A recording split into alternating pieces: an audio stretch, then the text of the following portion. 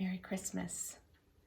I am really excited to share some of my favorite holiday traditions with you. Now, instead of reading Ginny B. Jones, I am going to read a very special book that I have always read to my boys every year since they were really little. It's called The Best Christmas Pageant Ever. And this book is a little bit different, but it's a little bit the same too. Ginny B. Jones does some kind of naughty things and says some things that aren't so very nice, and you'll find out about this family called the Herdmans, and they do things that aren't very nice, and they say things that aren't very nice. So again, just like Ginny B. Jones, you want to make sure that you don't do the things that the Herdmans do or say the things that the Herdmans do because they're not very nice. But there's a wonderful lesson and a beautiful story in The Best Christmas Pageant Ever. Now, I told you that this has been a family tradition, and a tradition is something that you do over and over again. It's like opening your presents on Christmas Eve every year, or having turkey on Thanksgiving, or ham on Christmas, or maybe it's just like having pizza every Friday night with your family, something like that. So let's go ahead and jump in to The Best Christmas Pageant Ever by Barbara Robinson. Now, you have to see, this book has been around for a little while. I've read it to my boys for many, many years. And I think this is probably going to be the first year that I'm not going to read it to them, but I'm reading it to you. And I'm really happy that I get to share this tradition with you. Are you ready? Okay. Here we go. The Herdmans were absolutely the worst kids in the history of the world. They lied and stole and smoked cigars, even the girls, and talked dirty and hit little kids and cussed their teachers and took the name of the Lord in vain and set fire to Fred Shoemaker's old broken down tool house. The tool house burned right down to the ground, and I think that surprised the Herdmans. They set fire to things all the time, but that was the first time they managed to burn down a whole building. I guess it was an accident. I don't suppose they woke up that morning and said to one another, "Let's go burn down Fred Shoemaker's tool house." But maybe they did. After all, it was a Saturday and not much was going on. It was a terrific fire. 2 engines and 2 police cars and all the volunteer firemen and 5 dozen donuts sent up by the Tasty Lunch Diner. The donuts were supposed to be for the firemen, but by the time they got the fire out, the donuts were all gone. The Herdmans got them. What they couldn't eat, they stuffed in their pockets and down the front of their shirts. You could actually see the donuts all around Ollie Herdman's middle. I couldn't understand why the Herdmans were hanging around the scene of the crime.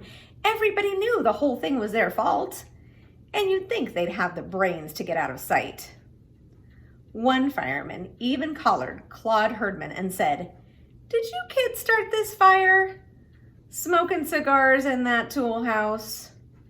But Claude Herdman just said, "We weren't smoking cigars." And they weren't.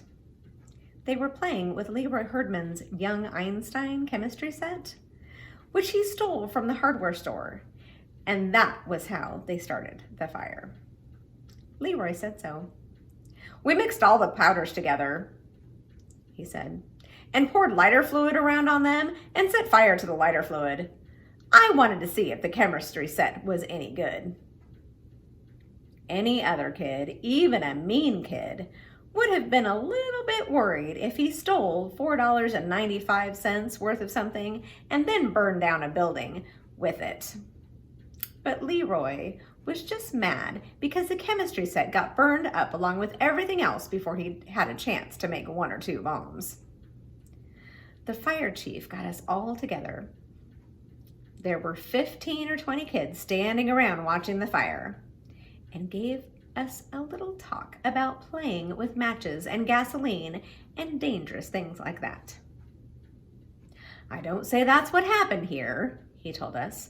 I don't know what happened here, but that could have been it. And you see the result. So let this be a good lesson to you, boys and girls. Of course, it was a great lesson to the Herdmans. They learned that wherever there's a fire, there will be free donuts sooner or later. I guess things could have been different if they'd burned down, say, the Second Presbyterian Church instead of the tool house. But the tool house was about to fall apart anyway. All the neighbors had pestered Mr. Shoemaker to do something about it because it looked so awful and was sure to bring rats. So everybody said the fire was a blessing in disguise, and even Mr. Shoemaker said it was a relief.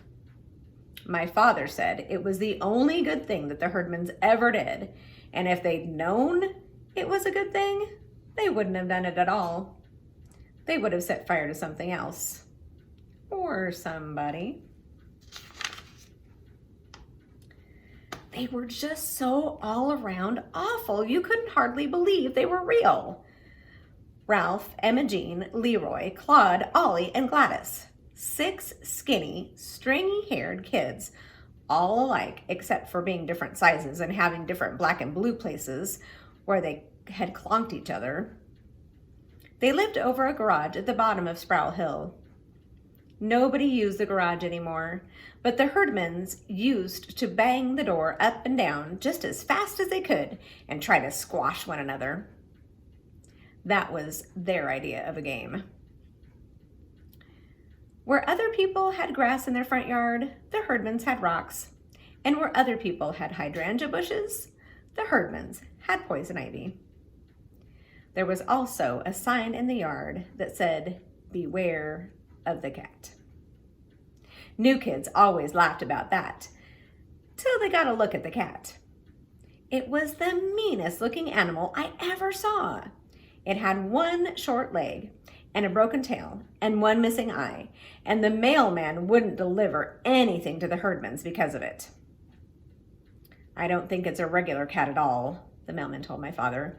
"I think those kids went up to the hills and caught themselves a bobcat." "Oh, I don't think you can tame a wild bobcat," my father said. "Oh, I'm sure you can't," said the mailman. "They'd never try to tame it. They'd just try to make it wilder than it was to begin with." If that was their plan, it worked. The cat would attack anything it could see out of its 1 eye. One day, Claude Herdman emptied the whole 1st grade in 3 minutes flat when he took the cat to show and tell. He didn't feed it for 2 days, so it was already mad. And then he carried it to school in a box. And when he opened the box, the cat shot out right straight up in the air, people said. It came down on top of the blackboard ledge and clawed 4 big, long scratches all the way down the blackboard. Then it just tore around all over the place, scratching little kids and shedding fur and scattering books and papers everywhere. The teacher, Miss Brandel, yelled for everybody to run out in the hall, and she pulled a coat over her head and grabbed a broom and tried to corner the cat. But of course, she couldn't see with the coat over her head. So she just ran up and down the aisles hollering, "Here, kitty," and smacking the broom down wherever the cat hissed back. She knocked over the Happy Family dollhouse and a globe of the world and broke the aquarium full of 20 gallons of water and about 65 goldfish. All the time she kept yelling for Claude to come and catch his cat, but Claude had gone out to the hall with the rest of the class. Later, when Mrs. Brendel was slapping band-aids on everyone who could show her any blood, she asked Claude why in the world he didn't come and get his cat under control. "You told us to go out into the hall," Claude said, just as if he were the ordinary kind of first grader who did whatever the teacher said. The cat settled down a little bit once it got something to eat, most of the goldfish, and Ramona Billion's 2 pet mice that she brought to show and tell. Ramona cried and carried on so I can't even bury them, she said. That they sent her home. The room was a wreck. Broken glass and papers and books and puddles of water and dead goldfish everywhere. Miss Brandel was sort of a wreck too, and most of the first graders were hysterical. So somebody took them outdoors and let them have recess for the rest of the day. Claude took the cat home, and after that, there was a rule that you couldn't bring anything alive to show and tell.